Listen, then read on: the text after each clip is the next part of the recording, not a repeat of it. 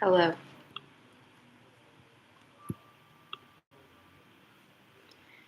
Forgive me for just a moment here as we arrive into this together.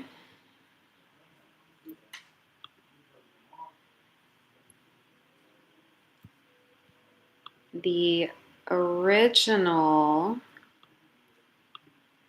live stream that opened up today was not recognizing my external camera.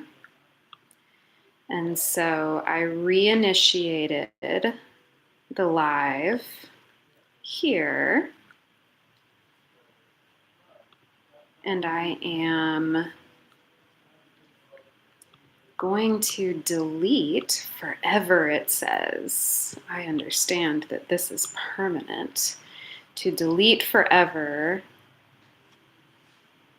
that first live stream that didn't go anywhere. And instead we're going to use this one.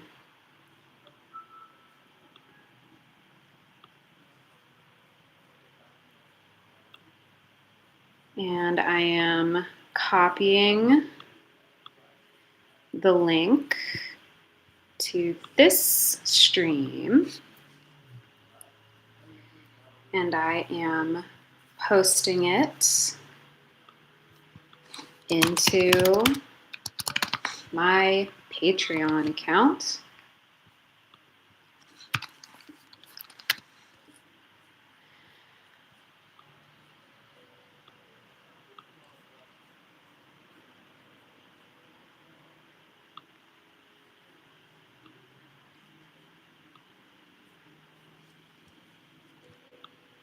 And there's that. And so again,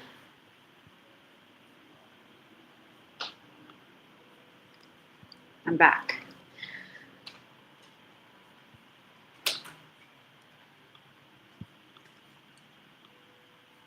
Learning how to do all of this all the time. And I understand that we have the technology for me to set this up ahead of time.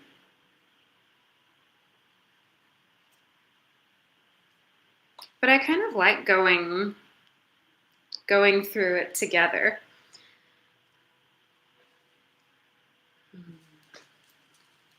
I kind of like going through it together because we talk about transparency, and it feels relevant and important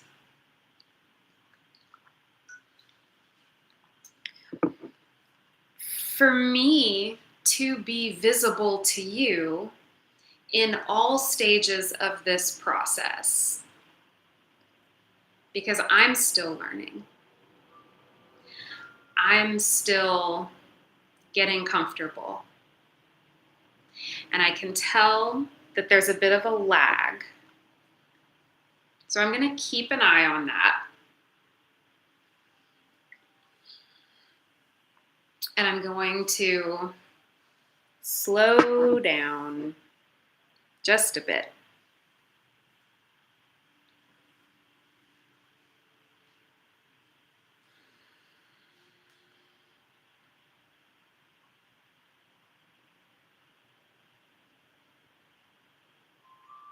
And I'm going to breathe into my body.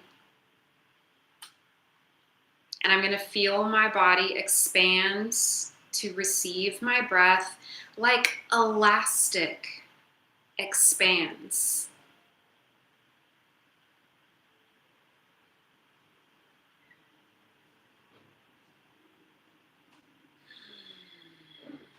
And I'm going to feel my bones proprioceptively, which means that my mind, my brain, can ascertain my physical location and orientation in three-dimensional space.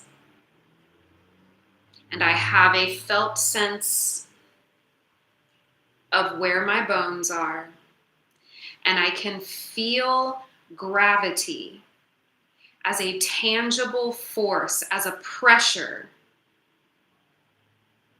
bringing me down, pulling me down, making me heavy, connecting me to the floor, to the earth, to everything that is underneath me.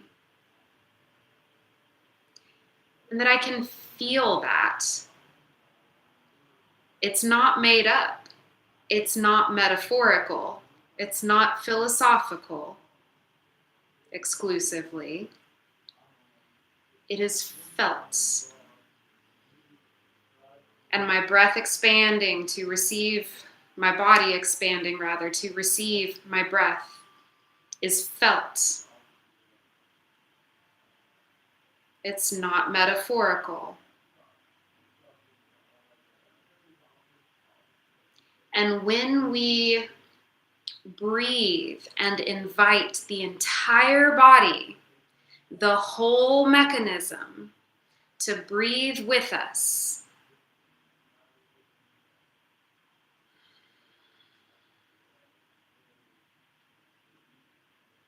we can think of that like full body breathing.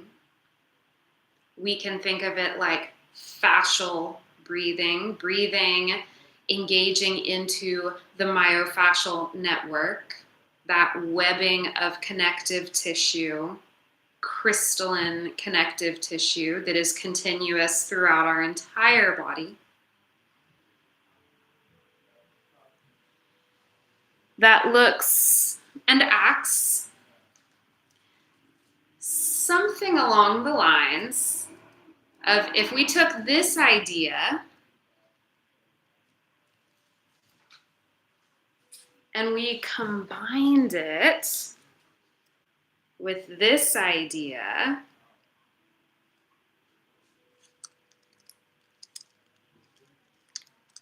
it's so much fun to watch this on the screen.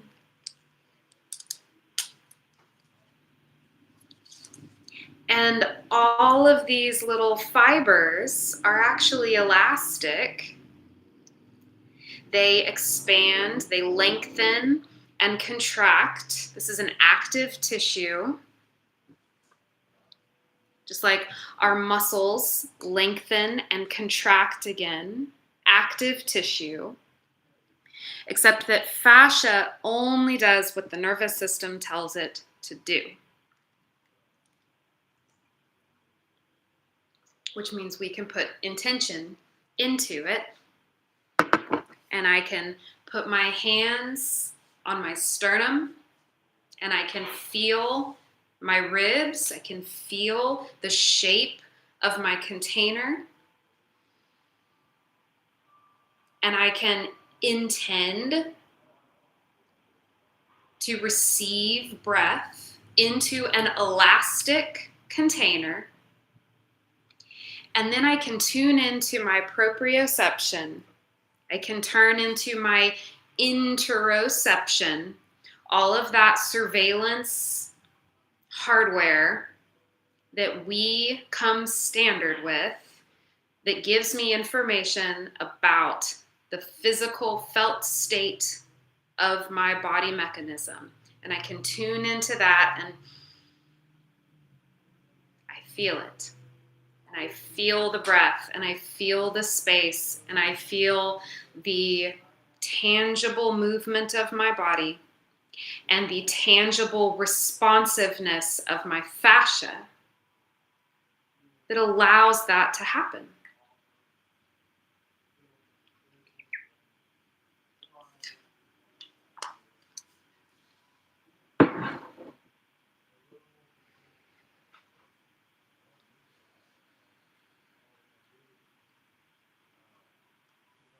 So let's talk about expansion and contraction from an active perspective.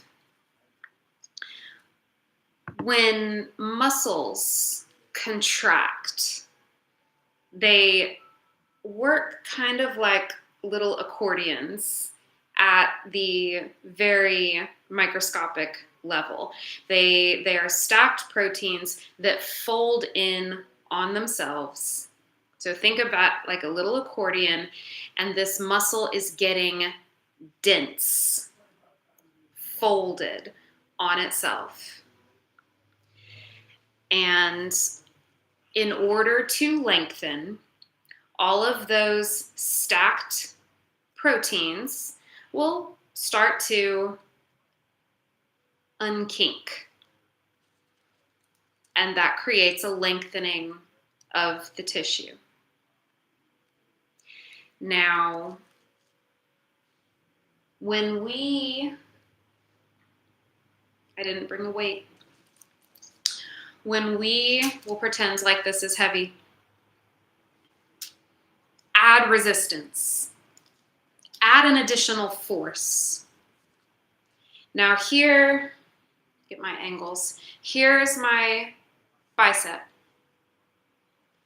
And right now my bicep is in a shortened position because my elbow is bent. If my elbow is straight, it lengthens, shortens, lengthens, shortens, lengthens. That muscle shortens to pull my bone up and then lengthens to release it.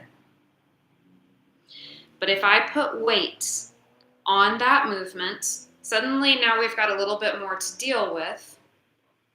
And so we might lengthen and lengthen and lengthen. And at some point we start to notice that like, that's heavy. That takes work.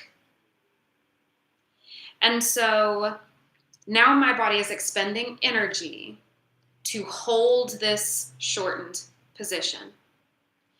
And if I tighten it back up all at once, we call that a concentric contraction, concentric activation. If I lengthen while I'm under resistance, so I can't just let it go. I still have to hold it. I still have to manage this. I still have to regulate with this challenge that I have. But I'm going to manage it gently outward. We call that an eccentric activation because the muscle is lengthening at the same time as it's still active, it's still on, it's still working. I didn't just let it pull me out. Eccentric. Now then, here's what happens. Because somewhere in the middle of this range, particularly if this is not a movement that I've practiced a lot, particularly if maybe this is a different level of challenge than I have practiced with a lot, is that somewhere in this range it's going to get challenging. And it's going to get so challenging that my limb might start to wobble. Eccentric, lengthening, wobble. When it starts to wobble, it's doing that because the neuromuscular connections, the neuromuscular communication that's happening between the brain and the muscle itself are learning.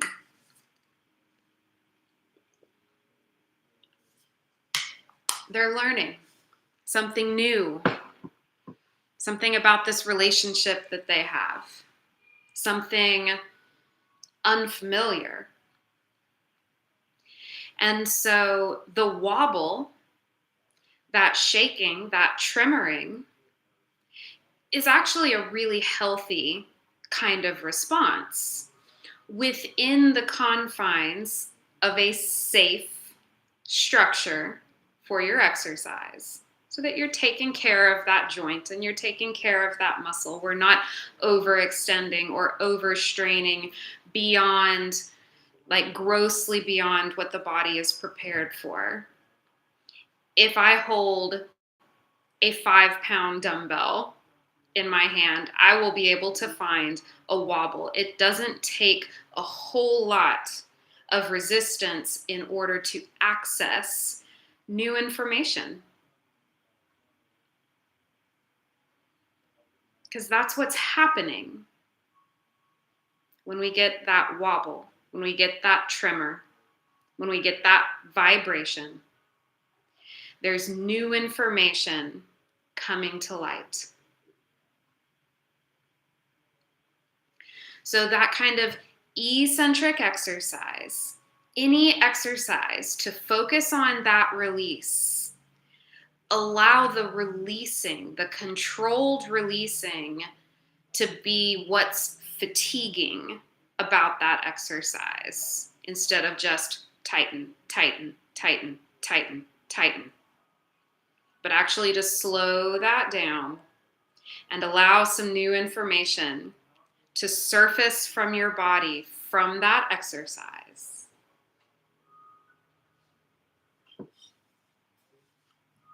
is actually really healthy for the neuromuscular connections, for the tissues themselves. It brings additional blood flow. It brings additional energetic flow through those local tissues. We use eccentric exercises to treat tendinitis, tennis elbow, overuse injuries in that way.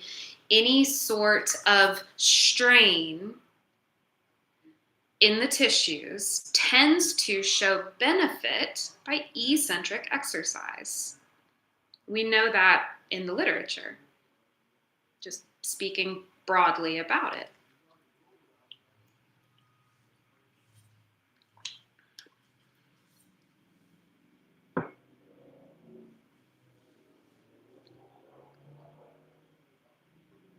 And that seems relevant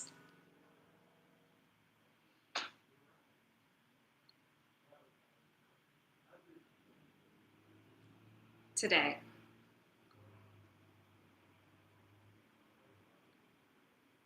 What else is relevant today?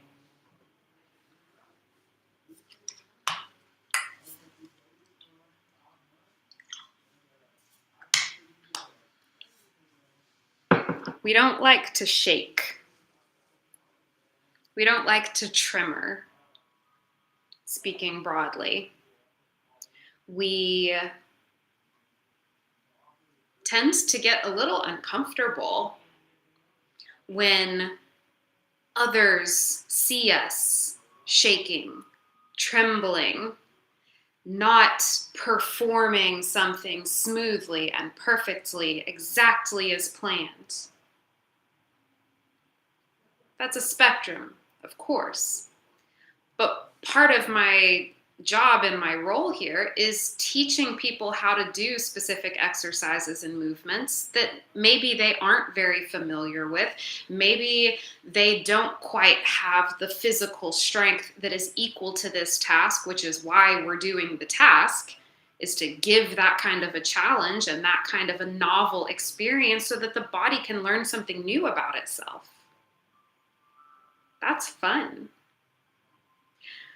But it means that part of that process is intentionally eliciting a wobble, a shake, a tremor,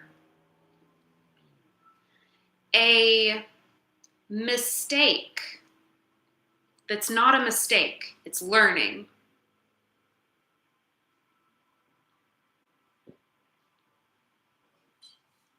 We all have to learn what we don't already know.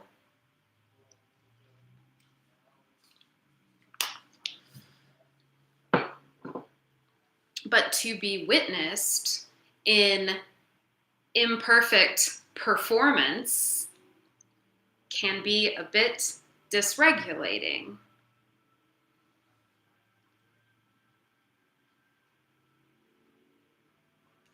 And that's what we understand as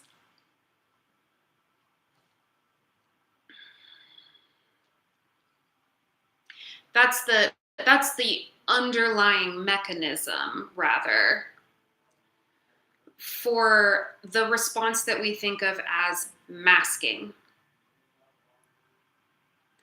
which is a really common concept when we're talking about various forms of neurodevelopmental complexities, neurodiversity, this idea of masking to blend in, even to behave in a way that is not authentic, so that the individual can appear to integrate more successfully into their environment, into their social circle, coworkers, friends, what have you. The concept of masking, I think, makes sense to a lot of people who learned somewhere along the way that we are expected to show up in a particular way for school, for our teachers, for various organizational structures that we live in and exist in as human beings. But to perform this persona of acceptability is a skill, is a valuable skill, and can also show up as a survival mechanism that over time is energetically expensive and takes a lot out of the body to maintain, potentially. Everyone's different. Everyone has a different relationship with their mask. Maybe you have lots of masks. We talk about having multiple hats. I don't see it as something terribly different, although it depends on the individual how deeply this is invested into the physiology.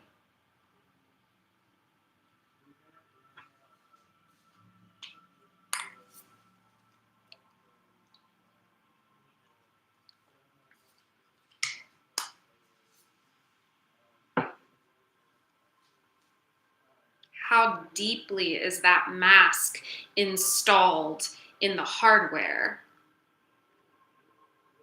Everyone's different. But make no mistake that that's a real thing that happens.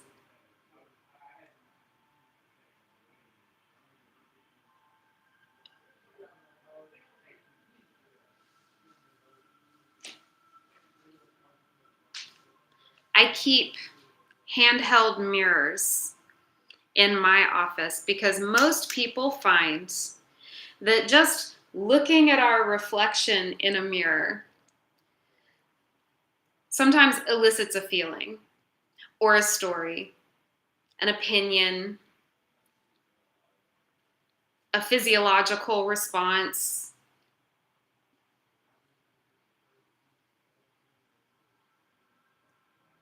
What does it elicit for you?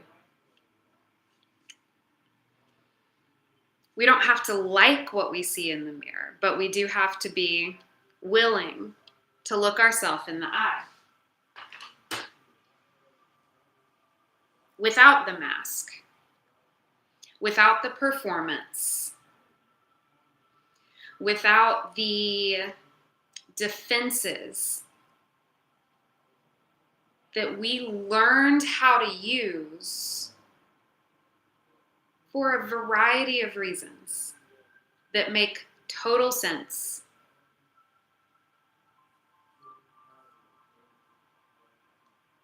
But to find a space,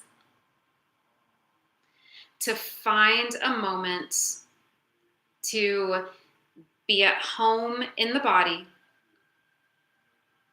and to feel safe enough to look yourself in the eye.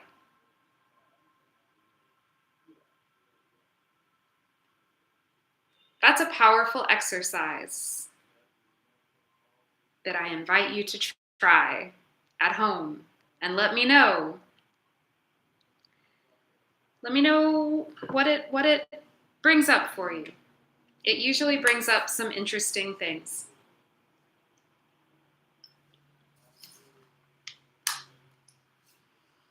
And personas and ego, performances, there's nothing wrong with any of that. Masking, there's nothing wrong with any of that. What I'm inviting you, everything's an invitation. What I'm inviting you to consider is just practicing awareness of whether or not there's a mask, whether or not there's this performative layer that's obscuring, distorting what's really going on between you and you, what's really going on between you and you. And let's clarify that with eccentric exercise. Because truthfully, it's very clarifying, and it builds proprioception, and it builds localized tissue health around those tendons and joints. So it builds integrity, and it helps integrate all of these moving parts that exist in three-dimensional space, that exist here and now in the body. It builds relationship internally, and that is what we're here to talk about. We're building relationship with self, building relationship between mind and body, and the energy that never stops moving. It's a lot of relationships. It's a lot of moving parts. It's a lot of multitasking. We need good executive function for that. We practice that too.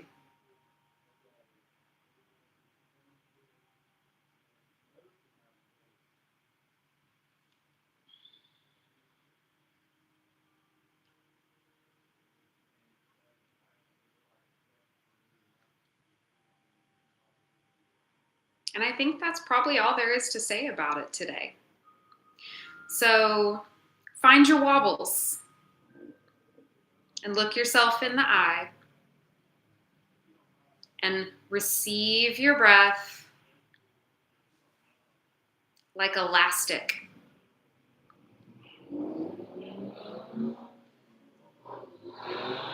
And let me know what you think. I'm easy to get in touch with. Thank you for being here.